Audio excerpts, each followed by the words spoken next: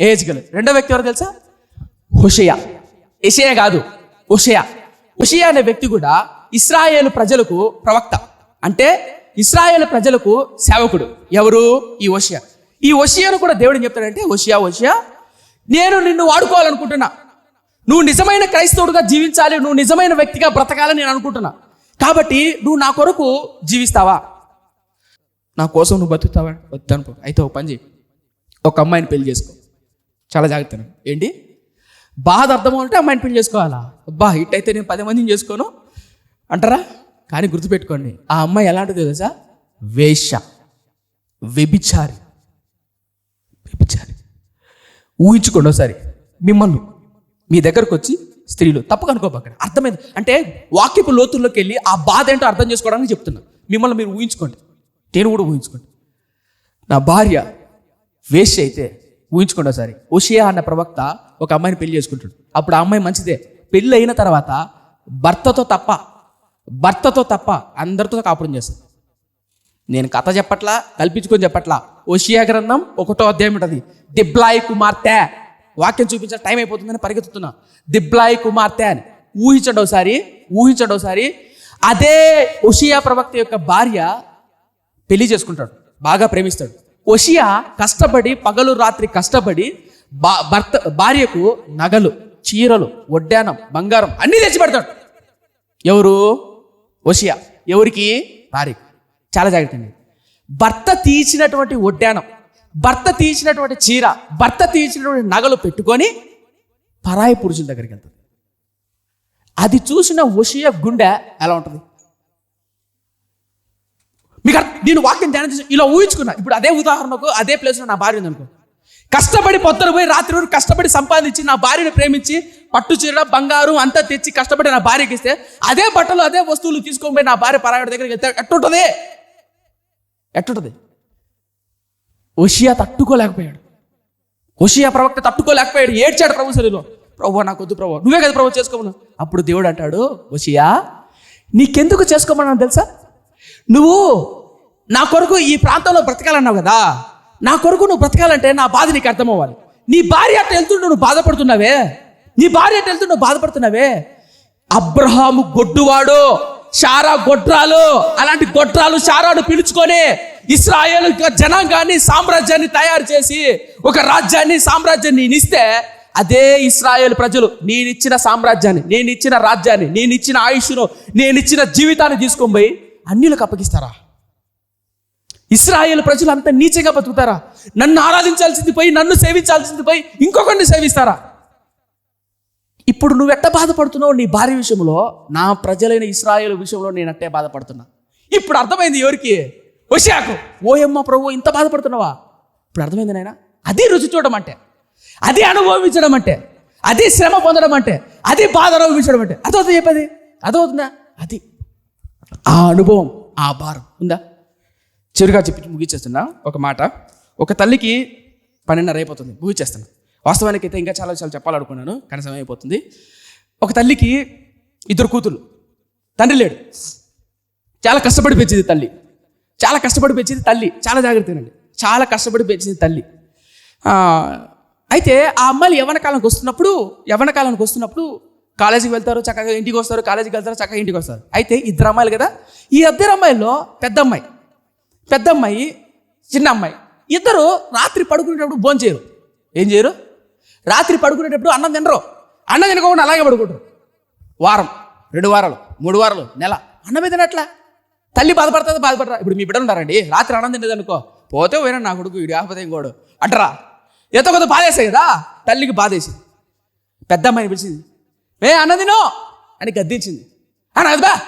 నాకు తెలీదా, నేను చిన్నపిల్లనా, నేను తినలేనా అని అంటది. 2 అమ్మాయి దగ్గరికి వచ్చి అన్నం తినో అంటే, మా తింటాలేమ్మా, ఏమనుకోదు, మా తింటాలేమ్మా అని అంటది. రోజు ఇదే గొడవ ఇంట్లో. అన్నం తిన్నట్టు పెద్ద అమ్మ వచ్చి, నాకు తెలీదా, నేను తినలేనా అని అంటది. 2వ అమ్మాయి వచ్చేసి, అమ్మ తింటాలేమ్మా.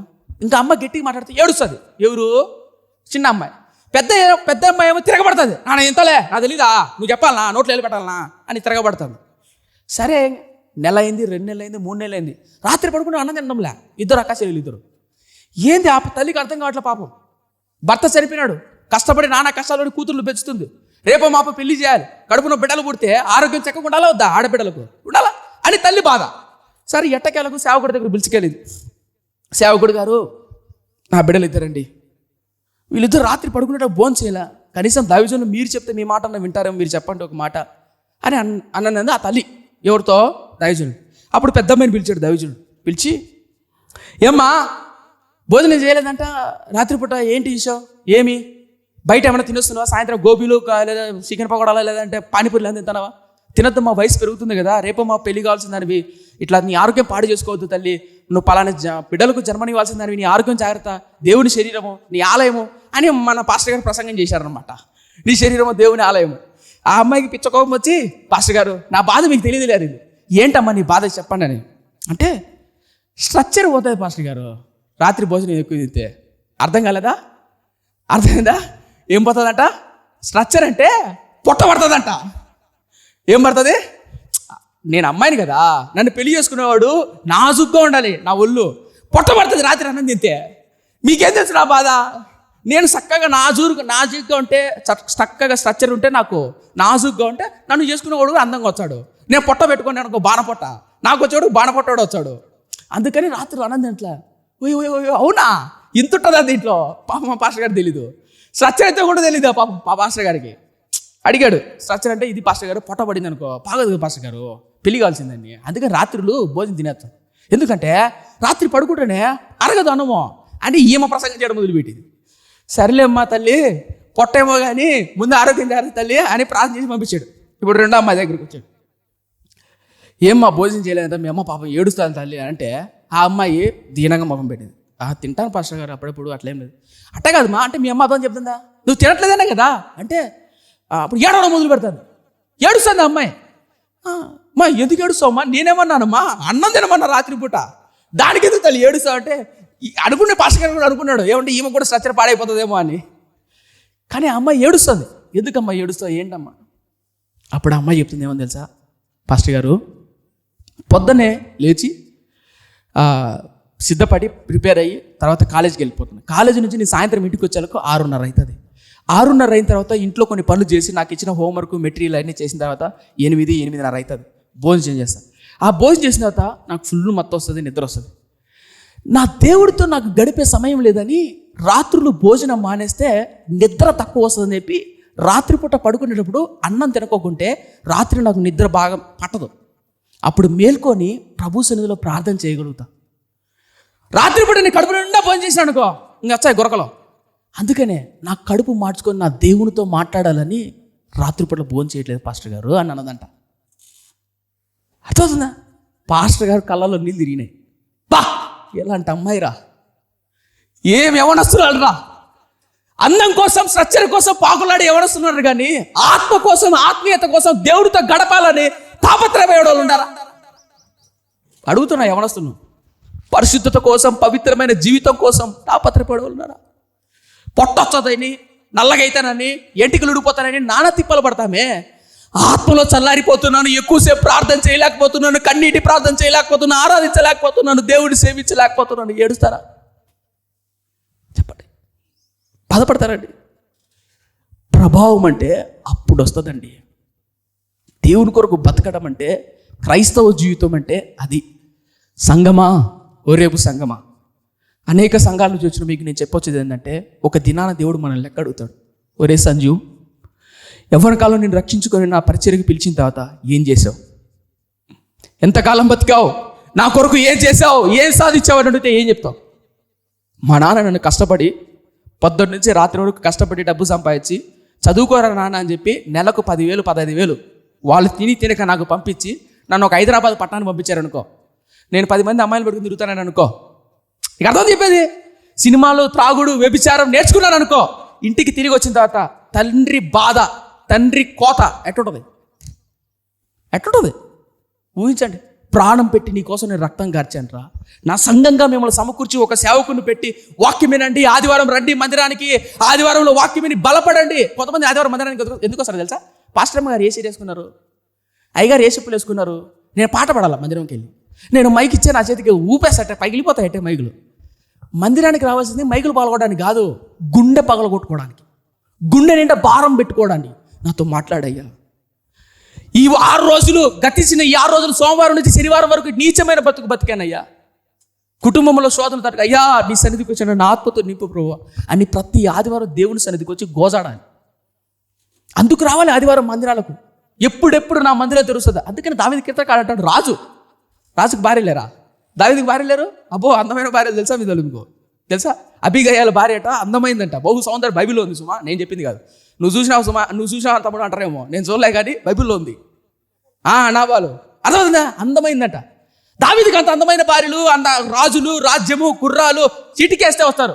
రాజుగారు చికెన్ కావమంటారా, మటన్ కావమంటారా, పంది తెమ్మంటారా, పాము తెమ్మంటారా, ఏ కూరగాయలు చెప్పు అడుగుతారు. తినచ్చలేదా దావీదు?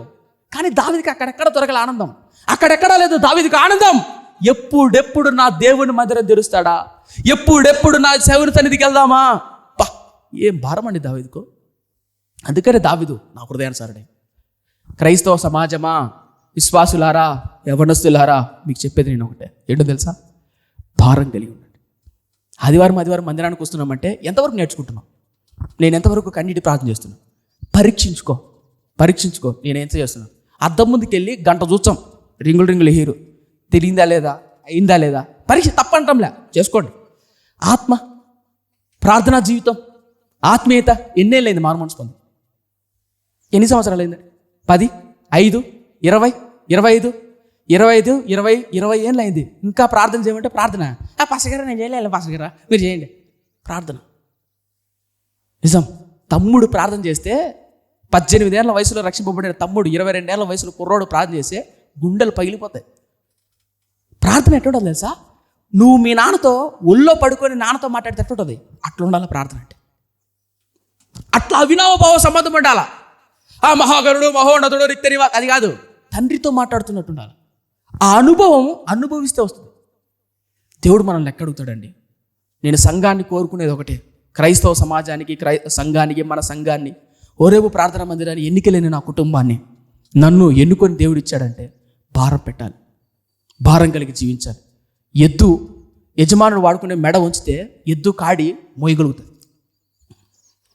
మెడ వంచకపోతే వాడుకోలేడు దేవుడు.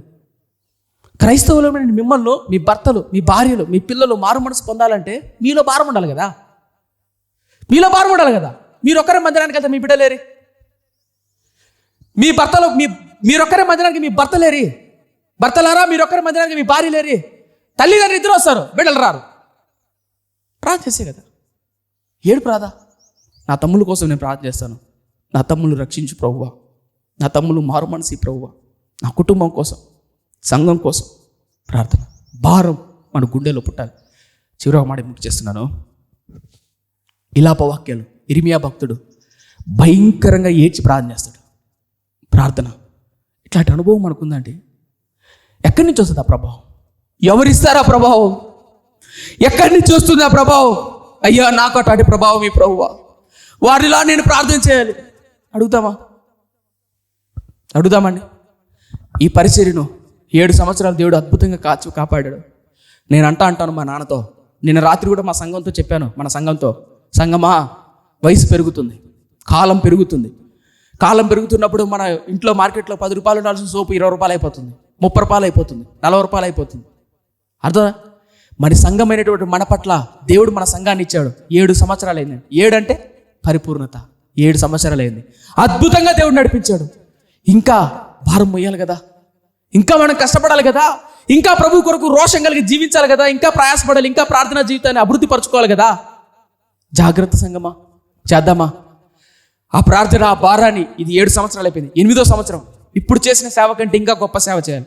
ఇప్పుడు చేసిన కన్నీటి ప్రార్థన కంటే, ఇప్పుడు చేసిన పరిశుద్ధత, పవిత్రత, సమర్పణ కంటే వచ్చే సంవత్సరం ఇంకా ఎక్కువ సమర్పణ చేయాలి. ఆ సంవత్సరం ఇంకా చచ్చిపోయేలేపు సజీవ యాగంగా పరిచర్య చేసి చనిపోవాలి. ఆశ ఉందా? నేను అలాంటి క్రైస్తవుని కావాలనుకుంటున్నా, నేను అలాంటి జీవితం జీవించాలనుకుంటున్నా అని మీరు ఎవరు ఆశపడుతున్నారా? ఒక మాట చెప్తా. తిరుపతిలో ఒక కుటుంబం ఉంది.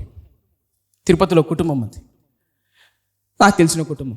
ఆ అమ్మాయి ఫోన్ చేసింది, అన్నా మా నాన్నగారు పొద్దున 4:30, 5కు లేస్తారు, రాత్రి 1 గంటకు వరకు కష్టపడతారు. ఒంటి గంట పడుకుంటాడు, మళ్ళీ తెల్లారి 4 లేస్తాడు.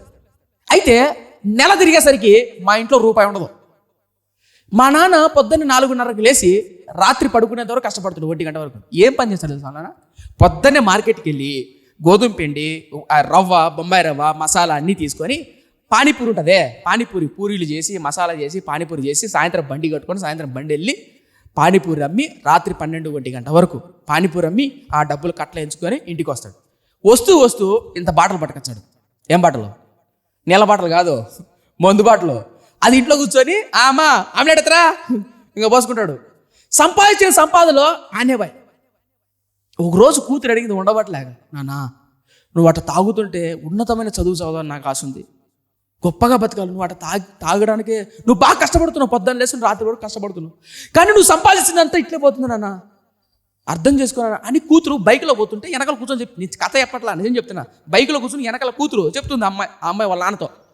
అప్పుడు నాన్న అన్నాడు, అమ్మా నేను కూడా మిమ్మల్ని ఉన్నతంగా జీవించాలి, ఉన్నతంగా నా బిడ్డలను చదివించాలి నాకు కూడా ఆశ ఉంది, మిమ్మల్ని కూడా నేను మంచి కాలేజీలో చదివించాలని ఆశ ఉంది, కానీ ఎందుకో తెలియదు సాయంత్రం డబ్బు చేతిలోకి వచ్చానే ఆ అలవాటు మానుకోలేకపోతున్నాను. ఎట్లా మానుకోమంటావు? మానుకోలేకపోతున్నాను. నిజమండి, నెలకు 30,000 20,000 సంపాదిస్తారు, కనీసం కొడుకు ఇంత ఉంటాడు, వాడికి నిక్కర కూడా తీసేయలేరు. సంపాదన లేక కాదు, సంపాదిస్తారు, కానీ పాపానికి బానిసత్వం. మీలో ఎవరైనా సరే రహస్య పాపానికి బానిసలే ఉన్నారా? మిమ్మల్ని సృష్టించిన దేవుడు మీ పాపం నుంచి విడుదల దయచేయగలడు. యవనస్తులారా దయచేసి నీ చేతులు చూడవచ్చు. ఒక మాట చెప్తా, నీ హృదయం దేంతో నింపబడి ఉంటుందో నీ భవిష్యత్తు అదే ఉంటుంది. నీ హృదయాన్ని జాగ్రత్త కాపాడుకో, నీ యవ్వన ప్రాయాన్ని జాగ్రత్త కాపాడుకో. అయ్యా నా కోసం ప్రార్థించేయండి, నాకు అలాంటి భారం కావాలి, నాకు అలాంటి బాధ్యత కావాలి, నా గుండెల్లో కూడా ప్రభు కొరకు అలాంటి మంట కావాలి, నేను కూడా నిజమైన క్రైస్తవులాగా అనేకులకు మాదిరికరంగా నేను బతకాలనుకుంటున్నాను, నా కోసం ప్రార్థన చేయండి అని మీరు ఎవరైనా అంటున్నట్లయితే